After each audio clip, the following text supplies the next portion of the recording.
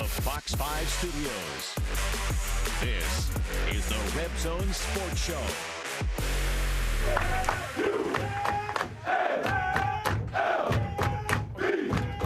UNLV, go fight, win! Oh, we're ecstatic right now. You know, it's a big win. 7-2, you know, this hasn't really been done in a lot of years at UNLV, so we're excited and we're getting ready to go on to the next one. We're moving in the right direction as an offense, and we're only getting better throughout the week. We put in the work every day, so, you know, it's definitely going to translate to the game. So.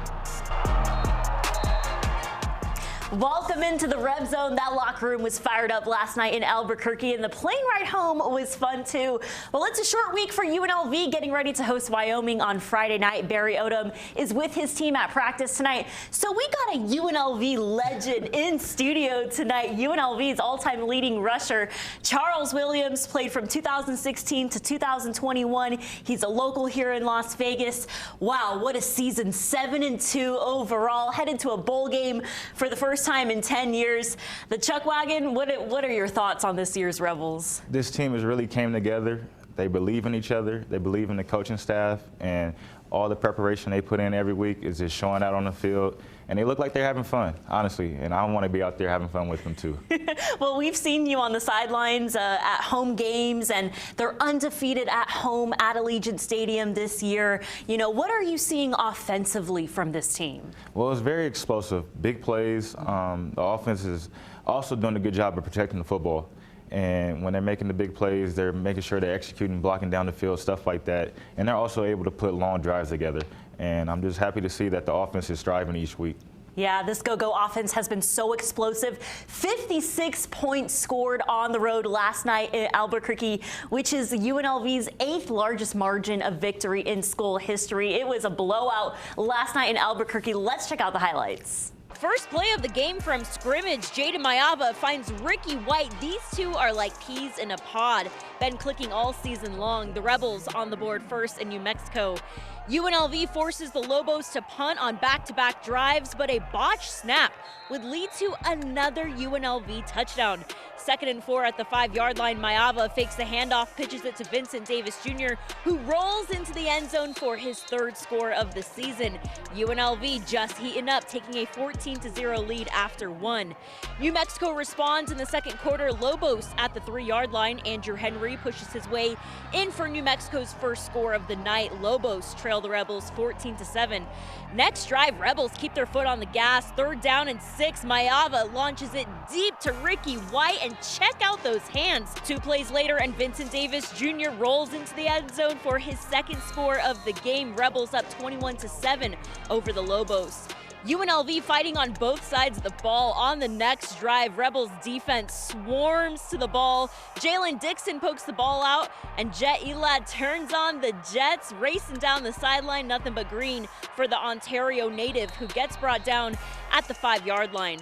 Next play, Donovan Lester scores his 8th rushing touchdown of the season and extends UNLV's lead 35-7. Rebels force another UNM punt, and it goes into the hands of one of the best returners in the country, Jacob DeJesus. Another punt return over 50 yards from DeJesus, and that would lead to the Rebels' 4th score of the first half. Courtney Reese would be the 3rd running back in the first half to score for UNLV. The Rebels run into the locker room with their biggest halftime lead of the season, 35-7 over New Mexico.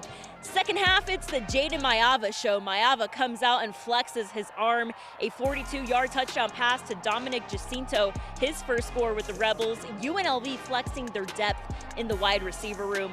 Mayava not done. Next UNLV drive, Mayava throws a deep ball into the hands of Ricky White, a 58-yard score, and UNLV, man, it is a blowout in Albuquerque. UNLV up 49-7 over the Lobos.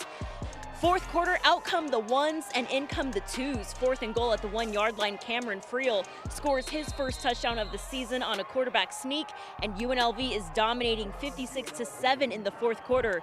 The Lobos wouldn't go down without a fight, scoring late down the stretch of the 4th quarter, but UNLV clinches their biggest conference win of the season, 56-14 in New Mexico.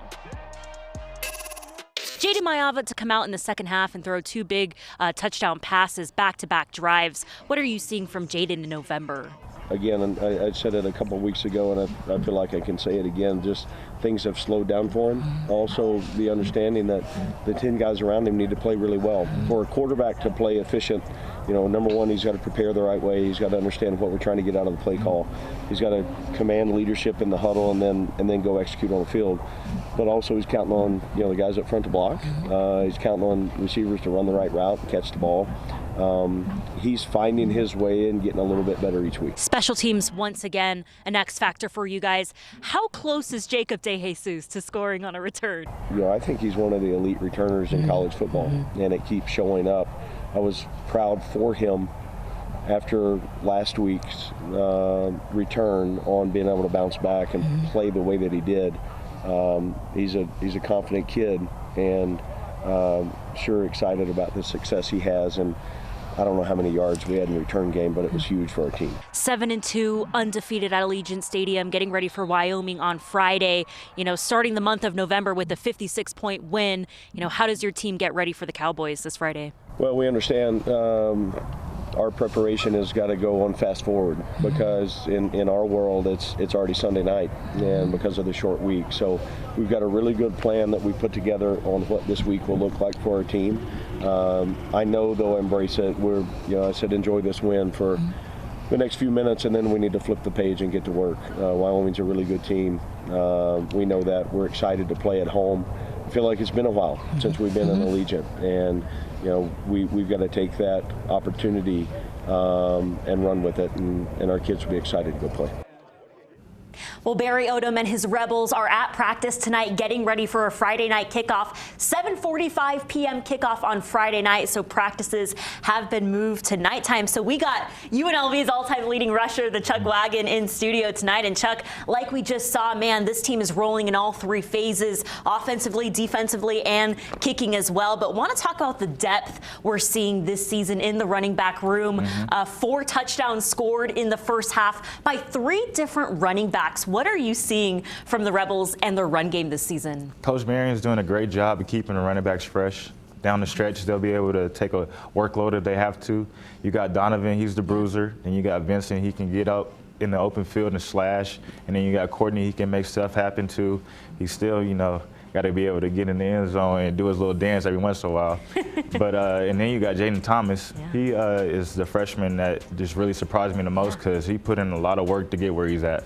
Yeah, we got 2 guys on this team named Jet Jaden Thomas and Jet Elad, and we've seen an explosive, such a fast offense, but want to also get your thoughts on Jaden Maiava. You said he was cool and poised in last night's game. What are you seeing from the redshirt freshman quarterback? He's just getting to his reads very fast, and he's hitting them when it's on time, on target.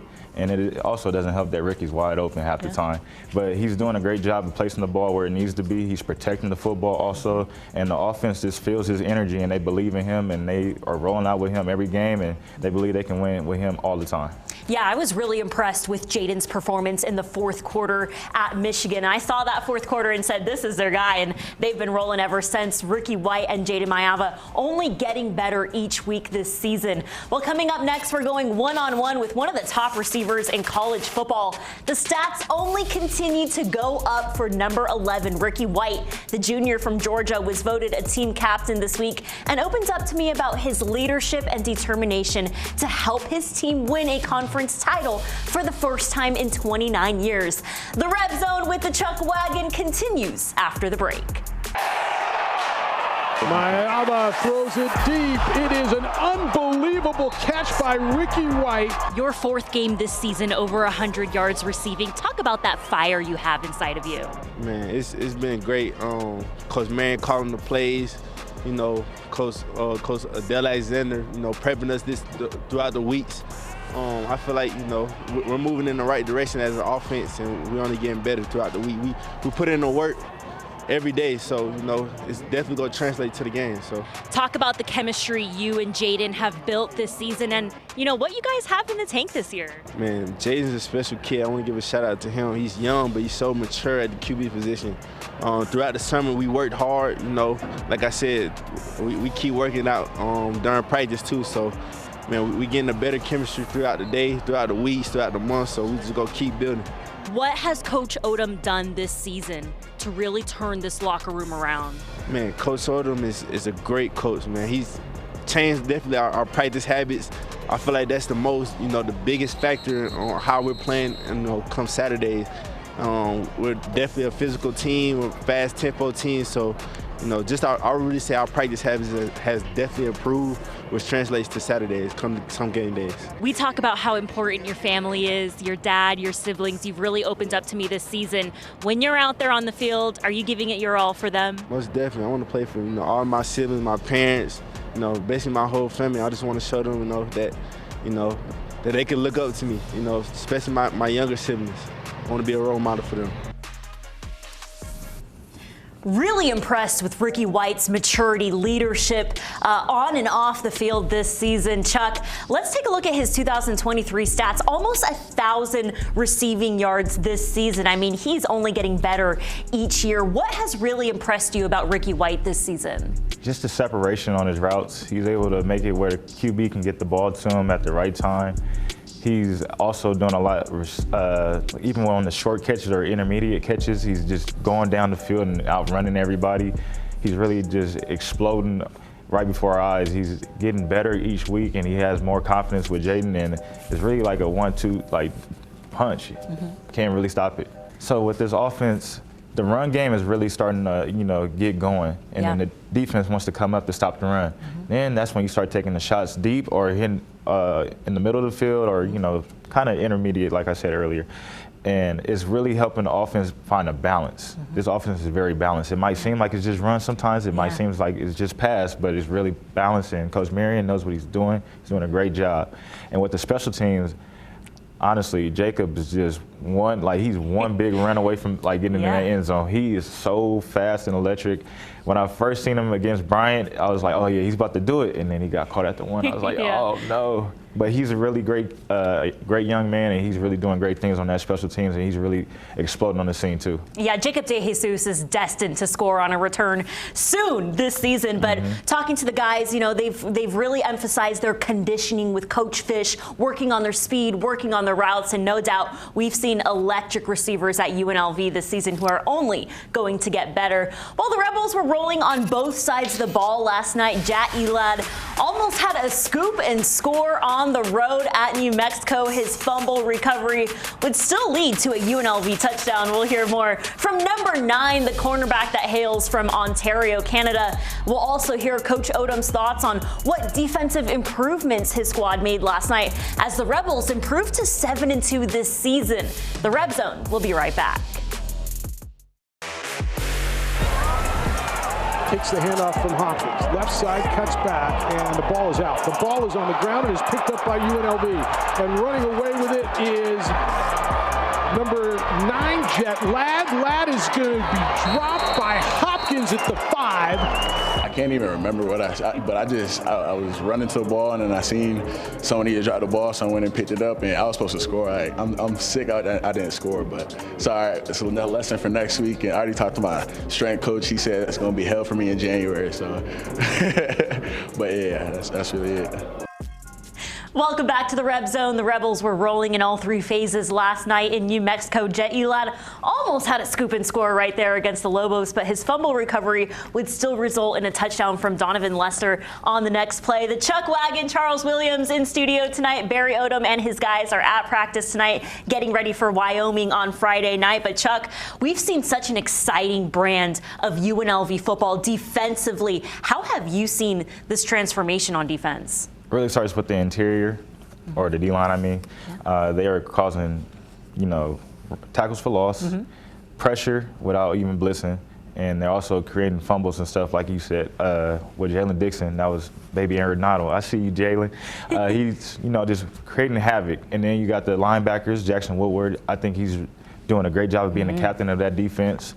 And then on the back end, even with the injuries, you got a lot of people that you can rely on. Yeah, I'm seeing a lot of leadership on defense this season, like you mentioned, from Jackson Woodard, Marcel McDuffie, all those guys out there. And they're down 2 DBs right now, Jonathan Baldwin and Jere Williams. So we're lacking that leadership in the secondary. Hopefully those guys can get healthy and get back out there on Wyoming. But your former teammate, Julio Garcia, a GA this season, working with the defensive line. What has Julio told you about this defense this season? it really just, it gets them, you know, happy to see like the guys get better each day and watching them, you know, improve on things that they weren't doing well at, you know, in spring ball and stuff like that. And also, he always tells me it's just pressure. It's all about pressure. Yeah. We can get some pressure. We can get, you know, not tackles for loss, but we push them behind the sticks. We can win this. We can win this drive. It's really about winning each drive. If you can keep the offense away from, you know, scoring or at least thinking about scoring, you can really play mind games with them too. Yeah, it's been exciting to see UNLV rolling in all 3 phases. We'll toss to Barry Odom post-game last night in New Mexico. You're down a few guys on defense, but you still held them to 7 points through 3 quarters. What defensive fight did you see from your guys and guys stepping up like Jet Elad? Yeah, I think they understand that how important it is for them to play well at those spots. And Jet Elad at the the position we're playing him right now is a lot of times at the point of attack, and he's got to be a man coverage guy, his own. He's got to a lot of times set the perimeter of our defense. We got better tonight defensively. Yeah, there were still some plays we gave up, but I think we played better defensive football. I'm going into the game, I was really impressed with New Mexico's quarterback, and I knew that all the throws he could make, I thought our defense contained that for the most part in the first 3 quarters, and understood how important it was that we got stops when we did, and the fumble recovery. Wish we could have got it in the end zone, but they drove the ball. But again, the mentality of give us a place to stand and go make a play, and I thought our kids did that. Short week for UNLV football. The 7-2 Rebels are getting ready to host Wyoming this Friday for a 7:45 p.m. kickoff at Allegiant Stadium. The Cowboys won the border war this weekend with a 24-15 victory over the Rams. The Chuck Wagon shares his thoughts on Wyoming and the Rebels' fight to stay undefeated at home this season. Plus, the college basketball season is here. The Lady Rebels and Runnin' Rebels both getting ready to tip off a new season this week at UNLV. We'll share more on UNLV hoops and the new court fans can expect to see at the Thomas and Mack. The Red Zone returns after the break. Here is a look at the Mountain West standings. Man, Chuck, it was a great weekend of college football, and you have Air Force sitting at the top. They lost this weekend 23-3 against Army. Fresno State, wow, did they win a thriller against Boise 37-30 at home. Then you got UNLV, who scored 56 points on the road this weekend in New Mexico. You know, it's exciting. It's been a really, really great year in the Mountain West. And Chuck, what are your thoughts on UNLV sitting at number 3 right now in the hunt to win a conference title this season? Well, they're in the right position to get their ticket into the Mountain West Championship. Yes, they lost to Fresno State, but it's still a long season. I think if they handle business this Friday and then, end up winning against Air Force, their chances are really good of getting into that game. And I believe now that since it's an open conference, it doesn't really matter who, like division-wise. I think it's just whoever has the best record or conference record. So I'm really proud of them. But they got to keep chopping at that wood. Job's not done yet. Yeah, they're undefeated at Allegiant Stadium, getting ready for a 7:45 p.m. kickoff this Friday night. You face the Cowboys. I believe in 2020 it was a COVID year. I think the final score was 45-14. But like you mentioned, you went up against Josh Allen and the Cowboys. What can you say about this Wyoming program? This program, I was recruited by them out of high school. They're very tough, very old school. And they're going to get the job done no matter who's at QB, running back, O-line, D-line. It doesn't matter. They're going to get the job done. And they play some really good teams, and they beat some really good teams too. I think this is not a test that UNLV's not ready for. It's going to be a great game. We're going to see who really wants to win. I believe my Rebels are going to do the best they can to win, and I think they are going to win. So honestly, Wyoming has always been, that team that we got to just go back and forth with. So I'm not expecting nothing crazy. Yeah, UNLV undefeated at home this season. And we'll see the Chuck Wagon on the sidelines Friday at 7:45. But want to also tell you guys, the Runnin' Rebels and Lady Rebels season is here, tipping off this week at the Thomas and Mack. The Lady Rebels already beat Cal State Los Angeles 95-59 in their exhibition game. And the Runnin' Rebels are getting ready to debut a new roster with 4 Las Vegas natives. And there's a new court at the Thomas and Mack. A new UNLV hoop season is here. Las Vegas, so exciting. Chuck, thank you so much for coming into studio tonight. We'll see you guys next Sunday on the Red Zone.